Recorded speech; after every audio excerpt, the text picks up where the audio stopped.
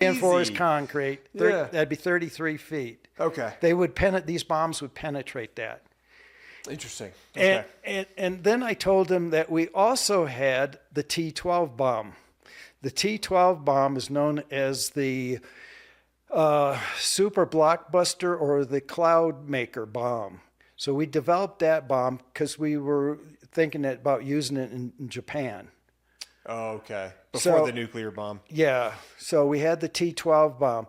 And we dropped, that was going to be dropped by, well, back then they had a B-29 that they fixed up to drop that bomb, the T-12. And, but it was going to be used on the B-36s, the T-12. So I says to General Steiner, I know where two of them are. I says, one of them is at the Eglin Air Force Base at the Armament Museum, outside of their museum, laying in front of the museum, horizontally in front of the museum, one of those bombs. I says, the other one is at Aberdeen Proving Grounds in the middle of a traffic circle standing on its nose. Aberdeen, over by Fort Bragg. So Aberdeen Proving Grounds in Maryland. And I said, there's two of them there. But now I found the third one. The third T-12 bomb is at the chemical depot in Pueblo, Colorado.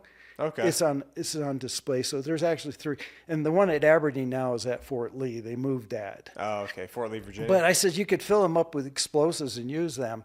So then I go into the plan. But I told them 1945 we could have taken it out. Yeah. The Air Force just went nuclear. Yeah. And we're not going to use nukes. No, I hope not. Yeah. Yeah. So anyway, what happened, how I didn't, the mission, there was this officer, an ordnance officer up in Vervalet, New York, at an armory up there where we have stockpiles of 8-inch gun barrels.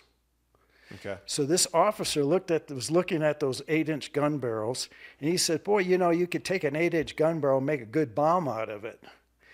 And so he suggested that, and that's exactly what they did. They took several of these 8-inch gun barrels, and they made a bomb out of it, which was called the GBU-28B. Okay. GBU stands for Guided Bomb Unit. Yeah. So they different than a joint direct attack munition. Yeah. Okay. The bomb weighs 4,700 pounds.